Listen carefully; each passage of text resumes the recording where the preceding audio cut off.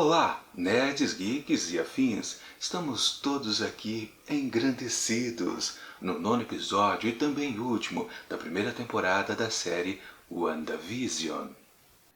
You are a body of wires and blood and bone that I created.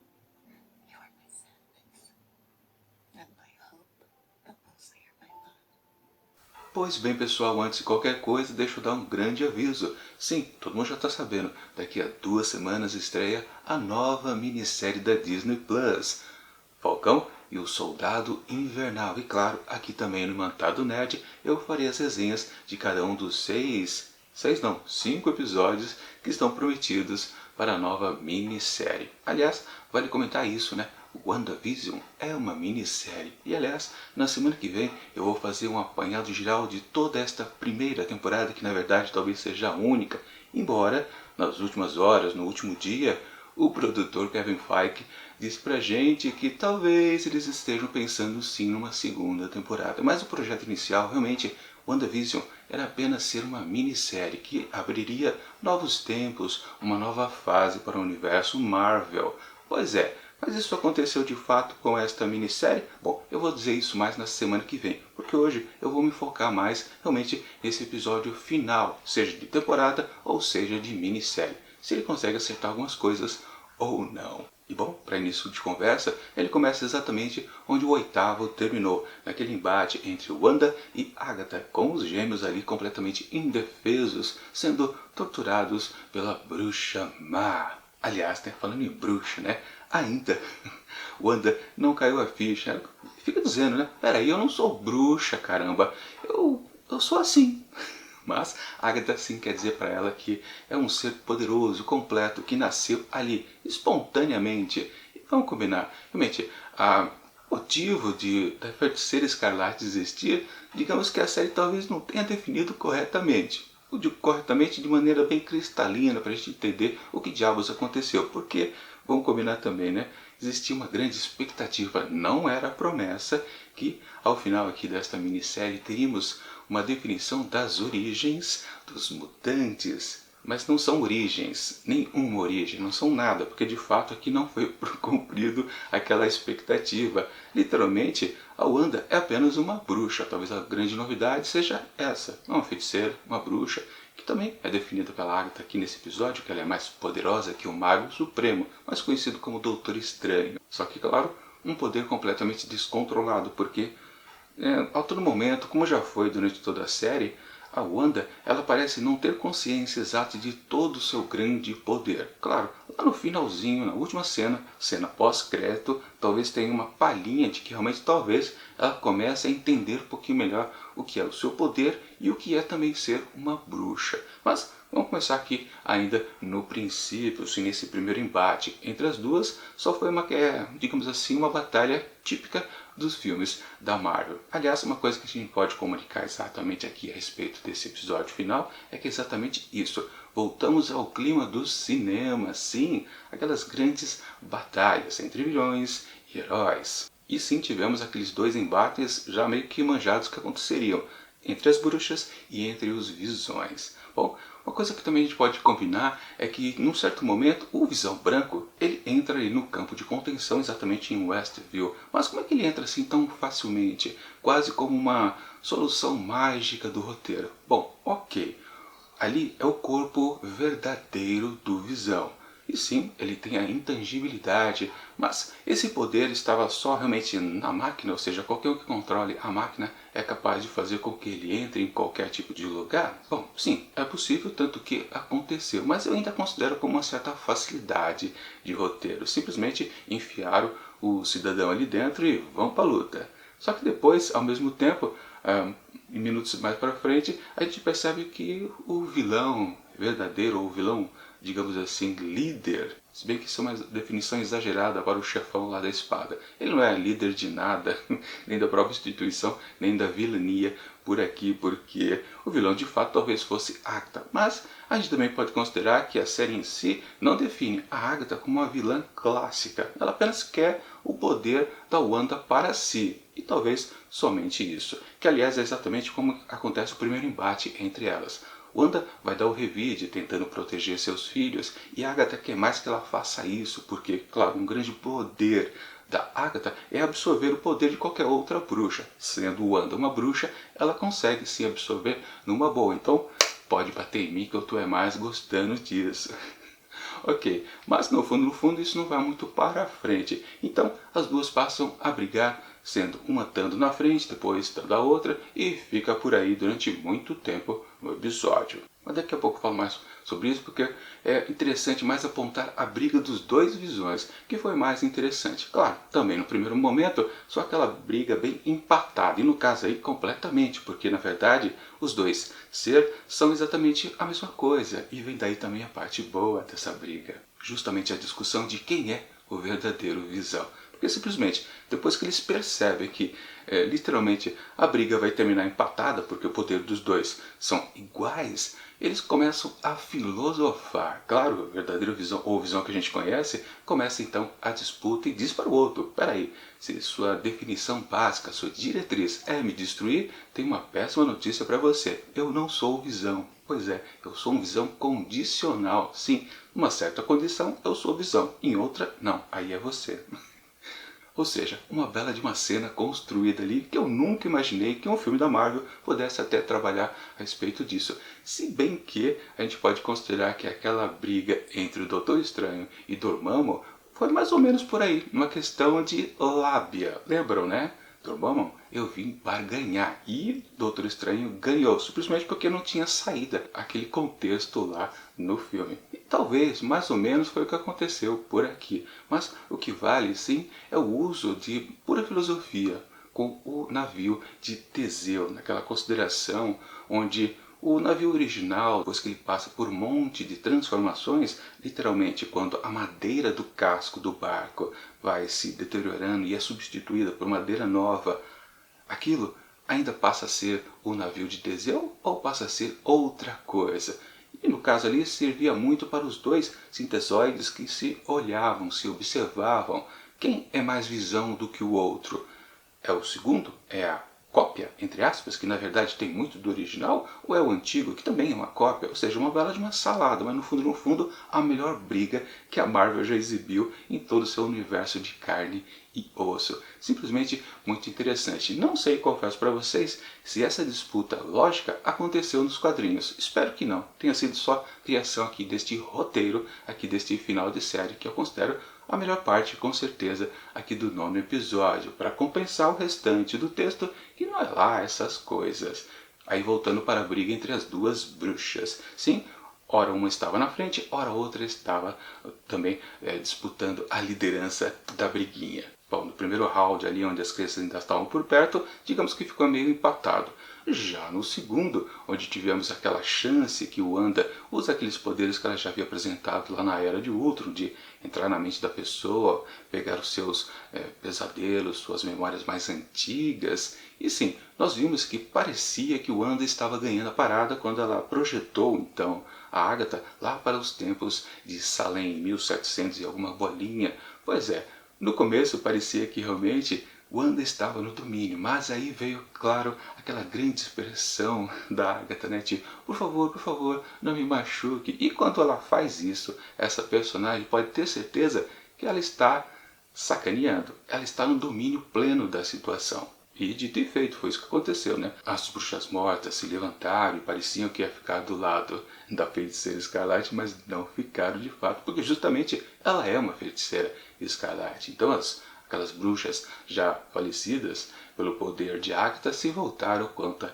o Wanda. Ou seja, a vitória ali então da Agatha. Aí depois, mais para frente do episódio, quase já no seu término, tivemos a briga final onde a Wanda se valeu daquele truque que foi muito bem explicado pela Agatha no episódio anterior, que quando uma bruxa, através de runas, define um espaço, somente ela pode se valer de magia. Foi exatamente isso que o Wanda fez, também uma boa de uma sacada. Bom, e a gente pode considerar então que as duas brigas foram vencidas na base da lógica, da inteligência, e não do tiro, porrada e bomba, que foi, claro, o objetivo principal aqui desse nono episódio, que justamente como eu já comentei, ele tenta emular mais o clima que a gente encontra mais nos filmes, ou seja, pura ação e bastante diversão, coisa que essa série totalmente diferenciada não ofereceu pra gente em muitos dos momentos anteriores. Mas, ok, aconteceu aqui, ele serve mais ou menos. Mas eu quero comentar exatamente as facilidades do texto. Primeiro foi aquela coisa do Visão já ter entrado meio que, tá, ok, combina, mas foi uma certa facilidade.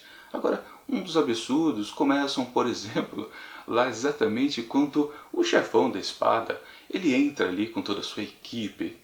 Para fazer o que, literalmente? Poxa, ele já não havia mandado a sua super máquina, o Visão Branco, para liquidar a parada? Ele precisava fazer outra coisa? Principalmente depois que ele passa todo aquele texto de vilão para o agente Wu minutos antes? Sim, ele não precisava entrar lá dentro de Westview. Para que ele foi lá? Bom, ele foi simplesmente para ser pego, né, pela Darcy. Naquela cena também muito da forçada, como é que a cientista maluquinha conseguiu derrotar lá o vilão, talvez todo poderoso aqui da série. Enfim, uma coisa bem forçada, nada a ver, mas isso não é fichinha, para falar a verdade, com o absurdo que ele faz com os garotos. Para que ele desceu do seu carro e começou a atirar em Billy e Toby?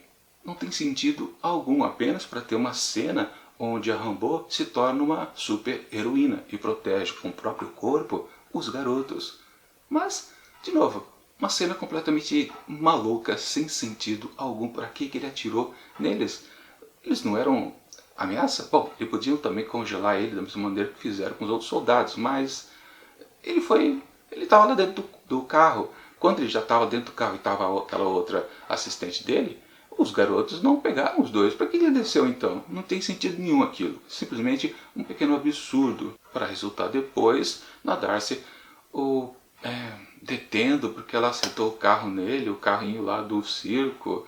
Enfim, uma bobagem completa. Mas também, definindo todos esses pontos, não sobra muito do episódio. Na verdade, esse episódio de encerramento ele é bem simplista, ele não tem nada de complexo. Na verdade, apenas as duas lutas, grandes batalhas, vencida mais pela inteligência do que pela força, ok. E depois aquela cena final super emotiva entre Wanda e Visão para fechar completamente todo o arco narrativo aqui de WandaVision, que literalmente é criar um mundo imaginário para poder aquela família viver em paz. Claro que não podia acontecer, porque literalmente a própria Agatha jogou para a real, né, para Wanda que ela sim é má, ela é perigosa. E ela dizia que não, ela estava ajudando todo mundo, mas quando Agatha despertou o feitiço em cima de toda a população ali de Westview, todo mundo declarou e veio uma informação bastante interessante também. Assim, uma boa novidade, que é exatamente aquela questão que ficava também na dúvida. Lembram quando o próprio Visão ele liberou a mente lá do seu companheiro de trabalho? Ele estava desesperado, ele pedia por clemência, literalmente. E aqui foi revelado exatamente o que estava acontecendo. É que a Wanda, embora deixe eles numa situação talvez mais confortável do que a gente viu no episódio anterior, quando ela se aproxima da cidade e todo mundo parecia meio apático, meio triste de viver naquela vida cotidiana, naquela cidadezinha pequena, sim, talvez ela tenha dado mais conteúdo para a vida deles. Mas no fundo, e através lá do personagem Dot, que a gente percebe que as crianças, coisa curiosa, né? Porque as crianças, elas ficavam realmente completamente isoladas de todas as famílias. Elas não interagiam e só passaram a interagir naquele episódio lá do Halloween.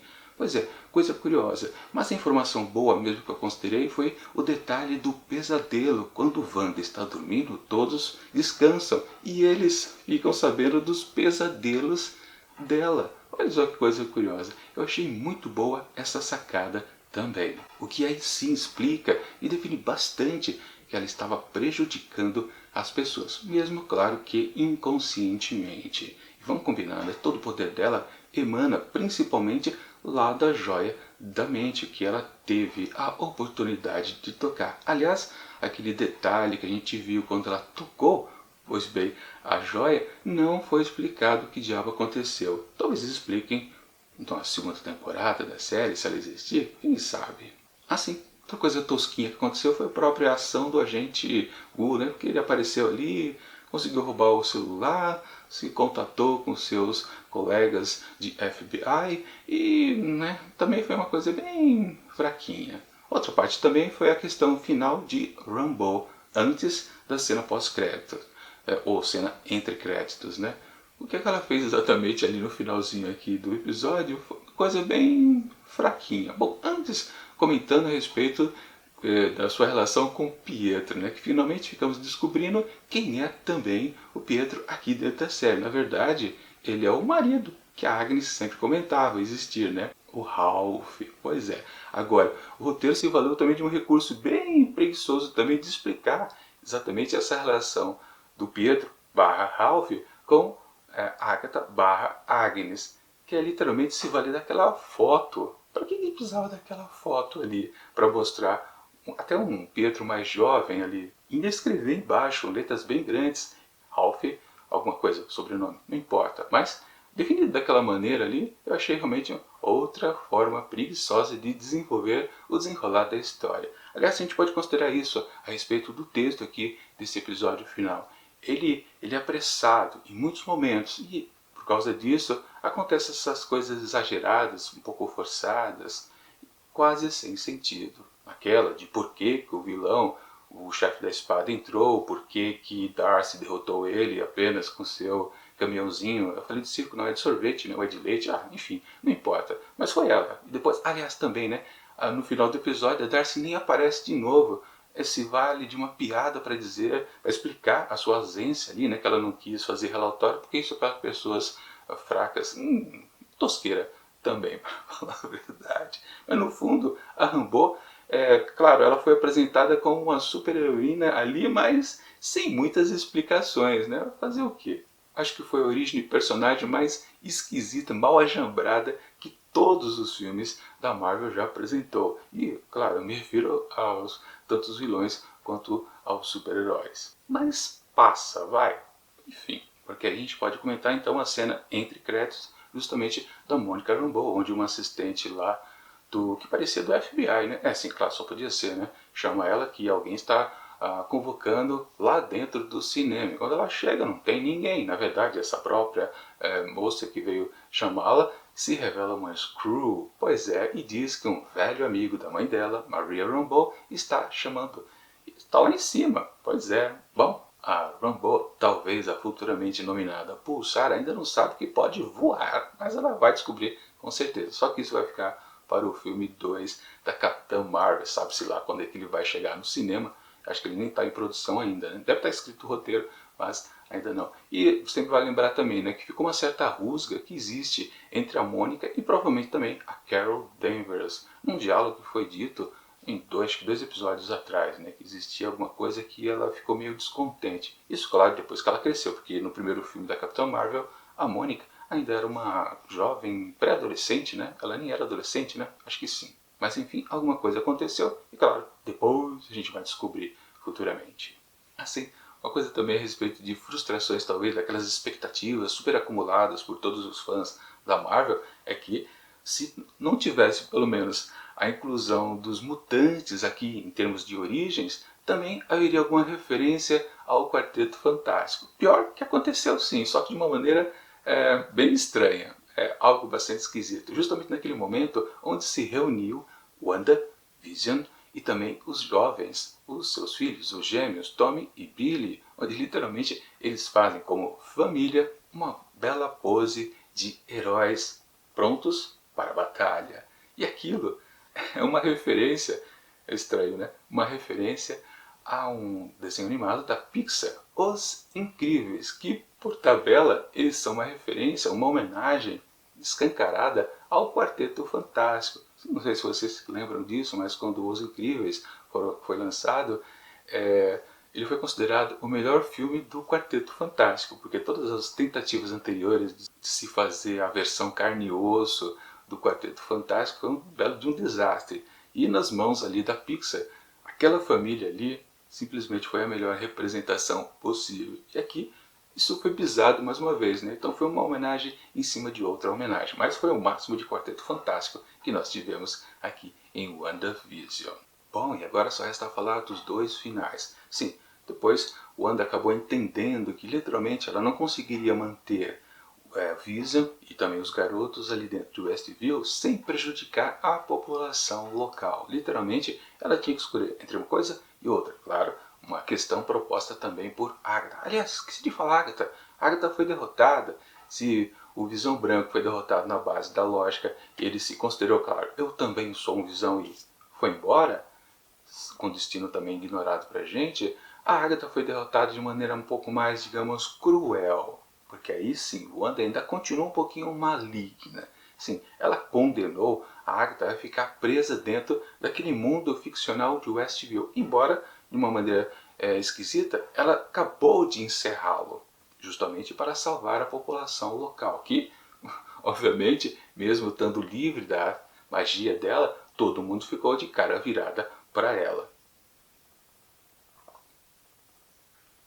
Ou seja, ela abandona todo mundo ali com a... ou seja, ela abandona... Ou seja, ela vai embora com a... Ou seja, ela vai embora com a imagem de má. Ou seja, ela vai embora com uma péssima de uma imagem. Embora, claro, a Mônica arrumou, deu para ela toda a argumentação possível que se fosse ela faria a mesma coisa, se tivesse esse tipo de poder em mãos. Reviveria também seus entes queridos perdidos. Claro, todo o contexto geral que a minissérie propôs o tempo todo. E claro, se repetiu então na cena final, quando literalmente depois que o casal coloca os gêmeos para dormir, eles só esperam que aquele campo de contenção, o X, se reduza completamente, até que o Visão também seja reabsorvido por tudo aquilo, né? Se desmaterialize, onde claro tivemos mais uma despedida do casal. E de novo, Visão fazendo a pergunta, o que ele é, onde o Wanda define que ele é o conjunto de tristeza e esperança dela, e principalmente o seu amor. Bacana também, uma cena bem emotiva, que funciona para um fecho bom para a série, com certeza. Em termos de uma história fechada, que, como eu vi muita gente comentar, né, na verdade, esse produto aqui da Disney Plus, /Marvel, não oferece pra gente aquele tipo de produto onde a gente usa como uma escada literal para a gente acompanhar a próxima produção. O que se acontece em todos os filmes da Marvel, né? Sempre tem alguma coisa colocada no novo filme para se conectar ao próximo e que já se conectava ao anterior ou aos anteriores. Digamos que aqui WandaVision é o que menos oferece exatamente esse tipo de pegada ou de conexão.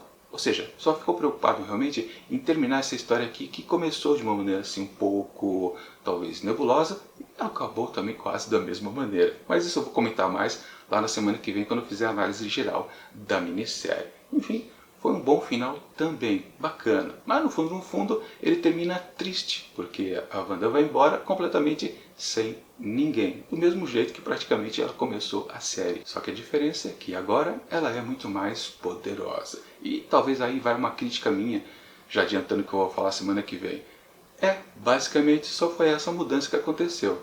Wanda já era poderosa quando era apenas Wanda. Agora que ela é uma feiticeira escarlate, ela é completamente mais poderosa. Como dito, mais poderosa que o Mago Supremo. Mas foi só essa a mudança estabelecida aqui no universo Marvel.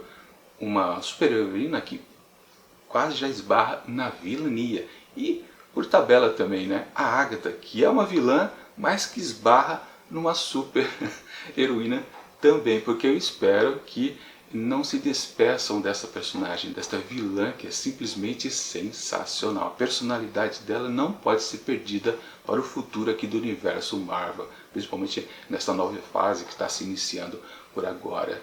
Ela é fundamental, mesmo porque nos quadrinhos ela é uma tutora, uma mestra, ela é, né, da Wanda.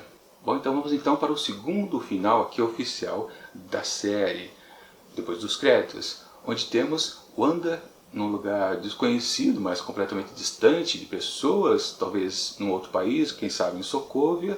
Está lá diante de um lago, uma casinha discreta, de madeira, parece de lenhador, né? Está lá sentada na varanda, de repente começa a pitar o café, a chaleira do chá, sei lá o que ela vai beber lá dentro.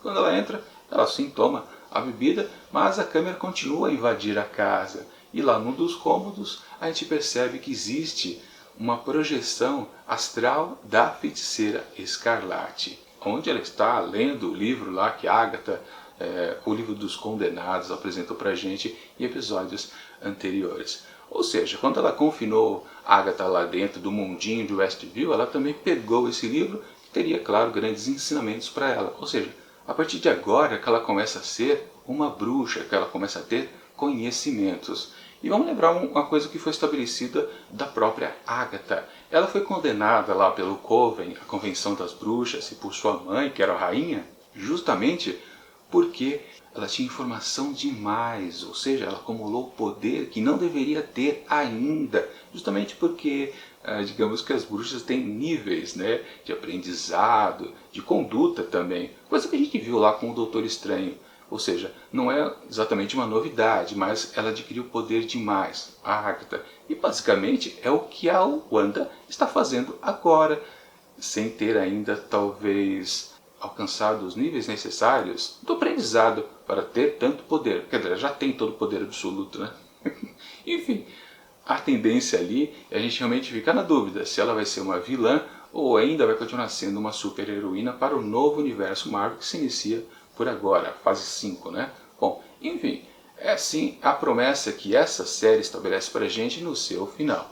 Apenas uma dúvida. Agora, se sim, se não, no que isso vai resultar, bom, discuto lá no próximo vídeo da semana que vem também, na sexta-feira. Enfim, esse episódio aqui foi ok, prometeu, como eu disse, tiro, porrada e bomba e ofereceu pra gente tudo certinho, com alguns deslizes de roteiro aqui e acolá, na pressa de realmente encerrar toda essa história aqui, que também não tinha grandes possibilidades de oferecer coisas maravilhosas, digamos assim. A sacada da série é boa, mas no fundo o texto é fraquinho, vamos combinar. E eu estou dizendo isso gostando bastante de todos os episódios passados. Nenhum deles eu considerei um desperdício de tempo. Quase foi lá nos 2 primeiros, mas foi uma coisa que foi passando aos poucos. E esse encerramento aqui, não vou dizer que ele é perfeito, maravilhoso, uma grande definição do que é fazer uma série televisiva diferente, tentando afinetar a concorrência, né, a distinta concorrência da DC. Não é isso. É um produto interessante, ousado realmente, mas que patinou em alguns momentos e ele termina de forma assim, entregando boas coisas, mas também deixando a desejar em outros momentos, como no caso lá das viranias, do chefão da espada. Mas com bons acertos, exatamente nas 2 boas brigas que tivemos, que acabaram na base da inteligência e não na base dos poderes. Enfim, assim, só para dizer uma coisa antes de encerrarmos, né? Quando a Agatha se submeteu pela última vez ao grande poder de Wanda, ou da feiticeira Escarlate, para ser mais preciso, de novo ela falou aquele mesmo texto de sempre, não, por favor, não, não, não, não. Aí é minha aposta, né? Óbvio, ela ainda estava dominando a situação. Isso, claro, se conecta com a cena final, mais uma vez esqueci de dizer, né? Que exatamente tivemos um gancho para uma futura continuação, que é exatamente enquanto Wanda, ou a feiticeira Escarlate, está lá treinando as suas artes na magia, ela descobre que os gêmeos estão em perigo, porque eles clamam por socorro. Babai, nos ajude. Aquela coisa bem típica de final de temporada, um gancho, não é o grande de um gancho, mas ok. Enfim, esse 9º episódio foi bacana, gostei, e para ele, o 9º da primeira temporada, talvez única temporada da minissérie WandaVision, eu atribuo 4,5 asteriscos. Muito bom, me diverti e gostei bastante. É isso. E até Falcão e o Soldado Invernal daqui a 2 semanas.